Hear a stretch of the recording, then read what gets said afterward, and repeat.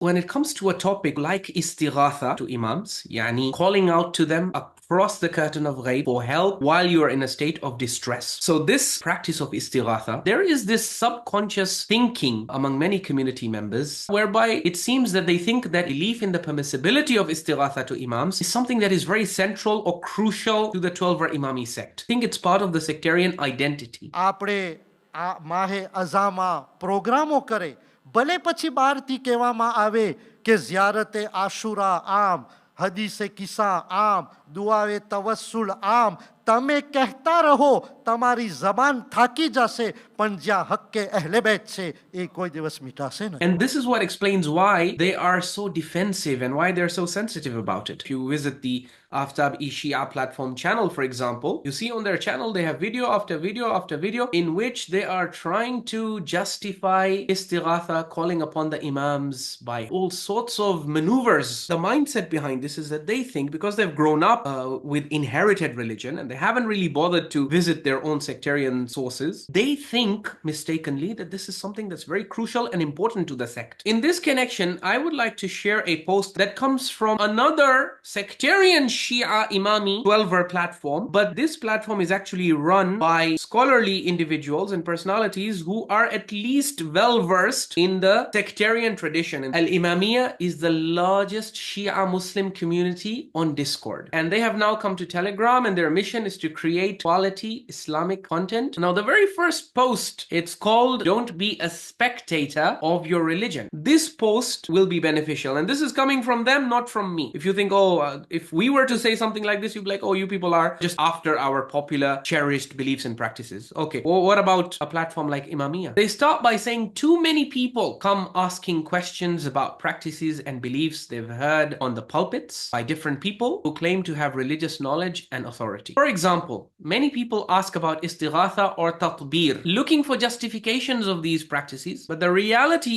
is, despite being so popular, these practices are some of the most insignificant in our Hadith and belief tradition. The reason why they're saying it's the most insignificant is because when you try to search evidence, something like Istighatha, you come up and you hit upon the worst, the weakest, and the most notorious fabrications. And then to prove their point, they go on to say, for example, there is no section on Istighatha in Al-Kafi. I mean, think about it. Al-Kafi, if you ask 12-ver Imami scholarship, they will tell you this is the most authoritative, the most authentic books. If Istighatha was something so central to the 12-ver Imami madhab, you'd expect that there would at least be a chapter on it. But interestingly, you have a chapter on dua to Allah in Al-Kafi. You have Kitab al-Dua, a chapter that contains authentic and inauthentic sanadan narrations, which talk about how the Imams of Ahlul Bayt taught us about the importance of supplicating to Allah and Allah alone, and the procedures and means and modes. How are you supposed to talk to Allah? What kind of du'as are you supposed to recite? Tayyib. If in the 12-ver Imami Shia sect, the idea was that yes, you can do dua to Allah, you can do istighatha and supplication to Allah, but together with Allah, you can also do it to the Prophet and the Imams of Ahlul Bayt. If this was the teaching of the Imams right from the beginning, you'd expect that there would also be a chapter of Kitabul Istighatha bil Ma'sumin alayhimus salam. Just like today, when you go to the AFTAB eShia channel, for example, so many videos on Istighatha. But this is on the contemporary modern day AFTAB eShia platform. When you go to Al-Kafi platform, which is the original 12-ver Imami platform, you don't even see a chapter about Istighatha. Although there is a chapter about dua to Allah alone. And this is what we have been lamenting right from the beginning, is that when it comes to our present day communities, the deviation is twofold. First, you had the original Islam, which the Prophet brought in Mecca and Medina. That original Islam is what we are after, and every Muslim should be after. But then from that original Islam, there was a deviation, and the result of this deviation was that sects emerged. So the sects themselves are a deviation from that original Islam. And the simple proof is that if you look at the Quran, in the Quran, you will see so much mention of the Islam of the time of the Prophet. وَسَمَّاكُمُ الْمُسْلِمِينَ إِنَّ الدِّينَ عِنْدَ اللَّهِ الْإِسْلَامِ Muslimin, mu'mineen. The Quran is full of it. But the Quran does not invite you to any sect. Quran is interested in the deen, which is Islam. The sad thing is that after the sects are formed, there is further deviation from the sects themselves. So do you see how on a topic like Istighatha, the fact that you are practicing Istighatha, you have deviated not just from the Quran. If you look at the authentic narrations, you look at Kitab al-Dua in Al-Kafi, every authentic narration, and the Imams say what? They say do dua to Allah. Not that you do dua to us, the Imams, or to the Prophets or the angels. Before the Battle of Badr is a very critical period in Islamic history. The Muslims were severely outnumbered. The Kuffar had come with a mighty army of 1,000 soldiers, which by the standards of that time was a superpower. And the Muslims were poorly equipped. And so at that time, what did they do? Did they say, Ya Jibreel adrikna, or Jibreel come and help us? You are Allah's archangel.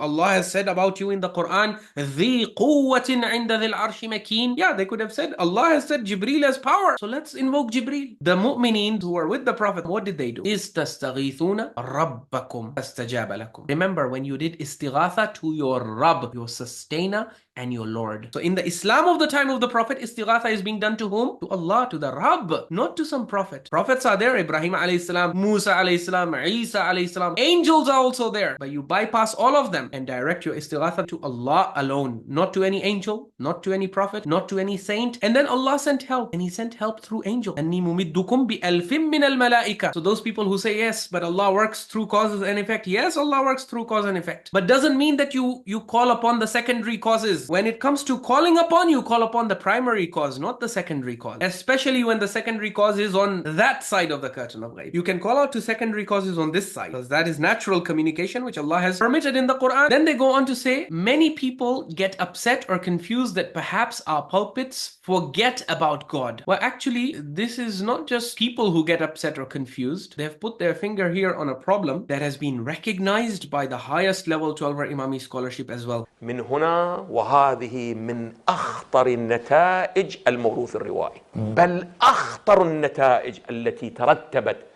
على الموروث الروائي أنه انتقلت محورية المنظومة العقائدية من التوحيد إلى الإمامة. يعني بدل أن نؤكد على مسألة التوحيد بدأنا نركز على ماذا؟ مسألة. وهنا دخل الغلاة والعوام وعلى الخط مولانا، فنسبوا إليهم الرزق والخلق وكل المسؤوليات والوظائف التي أضيفت أو هي في القرآن من اختصاصات الله سبحانه وتعالى لمن أعطيناها؟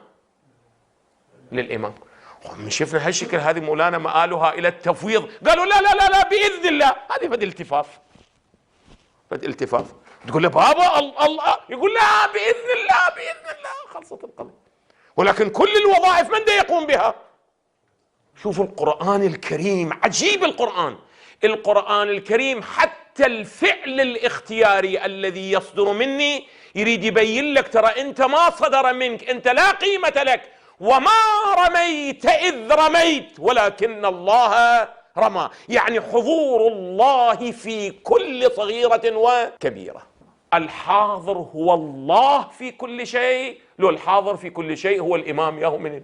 لكن المنظومة الروائية مالتك شنو؟ منظومة المنابر مالتك شنو هذا؟ ايش قد حكوا اكو حديث عن الله وعن توحيده ومعارف التوحيد، وايش كم اكو حديث عن ماذا؟ معارفنا، عن معارف الإمام. ايش قد اكو؟ قيسوه والأمر إليكم. وهذه من أخطر الآن ما يتهم به مدرسة أهل البيت، أنها شنو مولانا؟ أنهم ماذا؟ أولا غلو، وثانيا الشرك. يقول هاي الذي تقولونه للأئمة هي لمن؟ هي لله. ولهذا صارت سدا منيعا لانتشار مدرسة المباركة لأهل البيت سلام الله عليه. Then the Imamiyya platform, they continue. They say, look, so why is this problem so prevalent? The answer is that too many people are being bystanders and spectators of their religions. What do they mean by spectators? Our community members, they have this attitude towards religion whereby they think that religion is some kind of spectator sport, you know, like soccer. What do you do when there is a soccer match between some famous team? You go to the stadium or you go to your television, and what do? You just sit back and you watch and you cheer. Unfortunately, many people are bringing the same approach approach to religion, that the zakir will go up on the mimbar, the speaker will go up on the mimbar. I, the member of the audience, will sit on the floor. I'll listen to what is being said and I will clap and cheer, Nare Haidaris and Wahwas and Subhanallahs. That's my job. And just be a spectator. Whatever he presents, I just watch, I observe, I absorb, and I go back. But this is not how it's supposed to be. When Allah subhanahu wa ta'ala gives you a book, a religion, He says, خُذُوا مَا أَتَيْنَاكُمْ بِقُوَّةٍ. Be passionate about it. Be vigorous. Where is your own tadabbur and reflection on the Quran? Where is your attempt and effort to compare what is being said on the mimbar with what Allah has said in the Quran? Where is that? If you look at the context of this post by the Imam, why are they making this post? They're making this post at this particular time because of all times, this is the one time when the Muslim Ummah needs to unite against toxic, poisonous forces of shaitan, such as the forces of Zionism. But unfortunately, that unity is proving very difficult to foster and to achieve. Why? Because when there are calls on the Sunni side and on the Salafi side that, look, whatever your differences with the Shia, at the end of the day, when it comes to the issue of Palestine and when it comes to the issue of those who are under oppression and under occupation, who is standing up for them other than the Zaydi Shias in Yemen and the 12er Imami Shias in Iran and the 12er Imami Shias in Lebanon? So even though the Muslims who are suffering in Gaza, in Palestine are Sunni, who is coming out in their support? It's the Shia. So there are calls being made within Sunni circles that, look, there needs to be unity with the Shia. Shia are doing something for this ummah. They are contributing to this ummah. And look at the concern they are showing for their Sunni brothers. When these calls are made within Sunni circles, the dirty and ugly sectarian voices within the Sunni side, they immediately rise and they say, what unity are you asking us to have with the Shia? These Shia who believe in Istighatha, you want us to unite with these people whose tawheed is not even right, who have such glaring shirk and ghulu and khurafat, people who beat themselves up, and you want us to unite with these Muslims? We can't unite with them. So do you see how, because of deviating from Islam, and not just Islam, but deviating from the classical sources of your own sect, you have brought disrepute and humiliation to your sect and to your community and to Ahlul Bayt as well, because you are in this world. Who is standing up for the Ahlul Bayt? Who is carrying their name? You are carrying their name, right? And what did the Imams of Ahlul Bayt say to those who carry their name? What did Imam Ja'far Sadiq alayhi salam say in Sahih Hadith? He said, Kunu lana zaynan, wa la takunu alayna shayna. Be a source of pride for us, be a source of beauty for us. And when people look at you, you should be such amazing Muslims. You should be the first and foremost in practicing the Quran, and your lifestyle, your belief system, your actions, your rituals, everything should be so beautifully Quranic and in line with the Sunnah that when the rest of the Muslims look at you, they should say, Haulai al-Ja'fariyah. These are the Ja'farites. These are the Shia of Ja'far al-Sadiq. Rahim Allahu Ja'faran ma ahsana ma kana yu'addib ashaba. May Allah shower His mercy on Imam Ja'far al-Sadiq. Look at what amazing training and education he has given his followers. If you really follow the Quran and our teachings, the rest of the Muslims will look at the Shias and be like, not only do we want to unite with them, we want to be like them. But he says, if you don't follow my teaching, if you don't follow the Quran and Sunnah, if you deviate and if you embrace ghulu and all these lies and fabrications against the Ahlul Bayt, then what's going to happen? The Imam says, they will say, Haulai al-Ja'fariyah. They will look at you and they'll say, these people are Ja'fariyah. When you do zanjir and tatbir, or when they see you near the mausoleums of the Imam, prostrating before the shrines or making dua and supplicating to the Imams, when they see you doing this, and they will say, فَعَلَ اللَّهُ بِجَعْفَرٍ مَا أَسْوَأَ مَا كَانَ يُؤَدِّبْ أَصْحَابَهُ. They will say, may Allah deal with Ja'far the way he deserves to be dealt with. What evil training did he give to his ashab? And on the other hand, when there are calls for unity within the Shia circles, the ulama come and say that we need to unite with the Ahlus Sunnah wal Jama'ah. The Ahlus Sunnah wal Jama'ah also need to know that they also need to bring about reforms. Within the Sunni tradition, you have a very just like on the Shia side you have ghulu, on the Sunni side you have nasb, hatred for the Ahlul Bayt, or in going out of the way to defend their enemies and whitewash their crime. By the way, it's not only Shias who are involved in the shirk of Istighatha. Istighatha is heavily found in Sunni communities as well. The whole Sunni Barelvi community, for example, Sunni Sufi communities are also engaged in Istighatha to the Prophet and to saints. When Sunnis come out and try to defend, na'udhu billah, a person like Yazid, for example, an evil tyrant like him, or Muawiyah, this results in nasb, and this then makes it difficult for voices on the Shia side to convince the Shia awam to have unity with Sunnis, because then the Shia awam says, what? You want us to have unity with these Nasibis? You want us to have unity with these people who don't know the difference between Yazid and Imam Hussein alayhi salam? So do you see how both the cancer of ghulu and shirk and khurafat on the Shia side and the cancer of nasibi and extremist historical readings on Sunni side, both of these cancers serve to create disunity and they block the path to unity. But Allah subhanahu wa ta'ala in the Quran has given us a vision. He has imposed it upon us to establish a united Muslim ummah that's united under one God. And so at the end of the day, you got al-Islah, which aims for the Islam of the time of the Prophet sallallahu alaihi wasallam. And in terms of post-prophetic history, obviously we align ourselves with the readings of the Ahlul Bayt alayhim salam and their early Shia, the Islam for which Allah said, "Al-yawma akmaltu lakum dinakum wa atmamtu alaykum ni'mati wa raditu lakum al-Islam dina." That today I have completed and perfected your religion and I have approved Islam. I am satisfied and happy and pleased with Islam to be your religion. That's the Islam that we want. And that Islam was called Islam. It was not named after any sect. These sects are all later developments.